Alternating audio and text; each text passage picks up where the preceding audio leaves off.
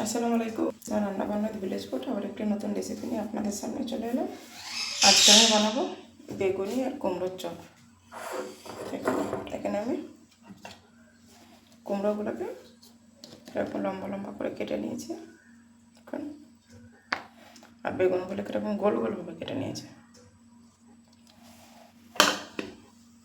এখানে নিয়েছি মৌরি, নিয়েছি গোটা, কালো জিরে, চিনি, নুন, হলুদ গুঁড়ো, লঙ্কা গুঁড়ো, এটা হচ্ছে চালের আটা নিয়েছি।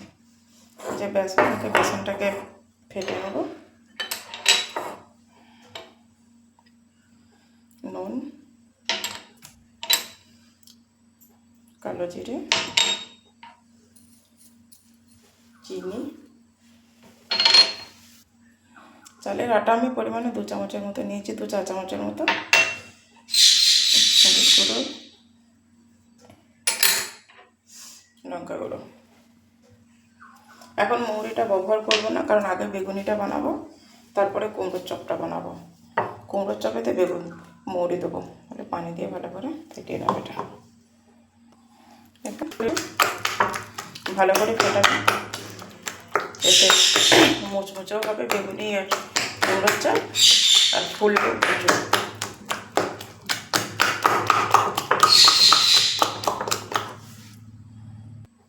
দেখুন ব্যাটারটা আমি এরকম বানিয়েছি, আর একটু পাতলা হবে কারণ একটু রেস্টে আমি রেখে দেবো। রেস্ট হওয়ার পর একটু পাতলা হয়ে যায়, এটা আমি রেখে দিচ্ছি 10 মিনিটের জন্য। তেল গরম হয়ে গেছে, তেল, এই গরম তেল একটু আমি বেসনটার মধ্যে দিয়ে দেবো।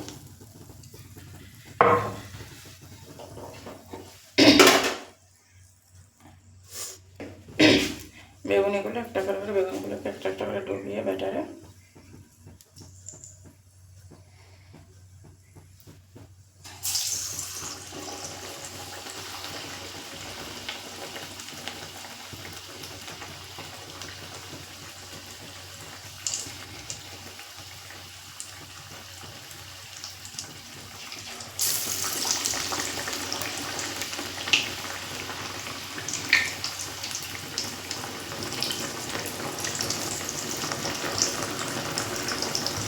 এভাবে এবারে তেল ছিটিয়ে ছিটিয়ে একটু দেবো। এভাবে দেখুন একটু তেল ছিটিয়ে ছিটিয়ে দেওয়া হবে। দেখুন কীরকম ফুলছে বেগুনিগুলো, দেখুন এরকম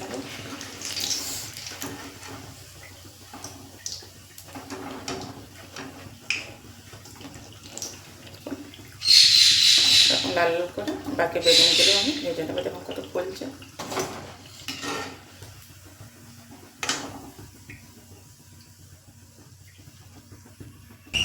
দেখুন বেগুনিগুলো প্রায় হয়ে গেছে। এবারে এর মধ্যে আমি যে মৌরিটা রেখেছিলাম মৌরিটা দিয়ে দিলাম। চপের মতো ফুলে যাচ্ছে বেগুনিগুলো পুরো। এবারে কুমড়োগুলো ওইভাবে করে নেবো।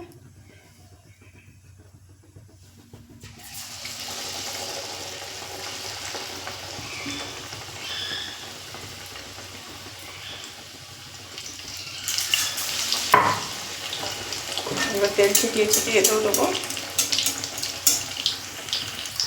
ওর একদিকটা উল্টে দিচ্ছি, দেখুন ফুলে গেছে একদিকটা।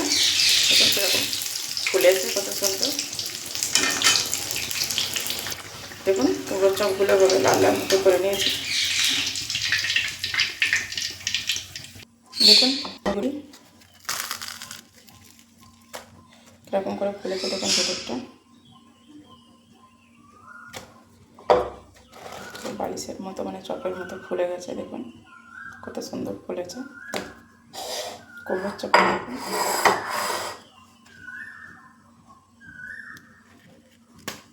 এরকম আওয়াজ হচ্ছে, দেখুন অবশ্যই বাড়িতে ট্রাই করবেন এইভাবে কুমড়োর চপ আর বেগুনি বানানোর। কমেন্টে জানাবেন। যদি ভিডিওটি ভালো লেগে থাকে লাইক কমেন্ট বন্ধুদের মধ্যে শেয়ার করবেন। যদি আমার চ্যানেলে নতুন হয়ে থাকেন চ্যানেলটাকে সাবস্ক্রাইব করবেন। নতুন নতুন নোটিফিকেশান আপনাদের কাছে পৌঁছে যাবে। আল্লাহ হাফেজ।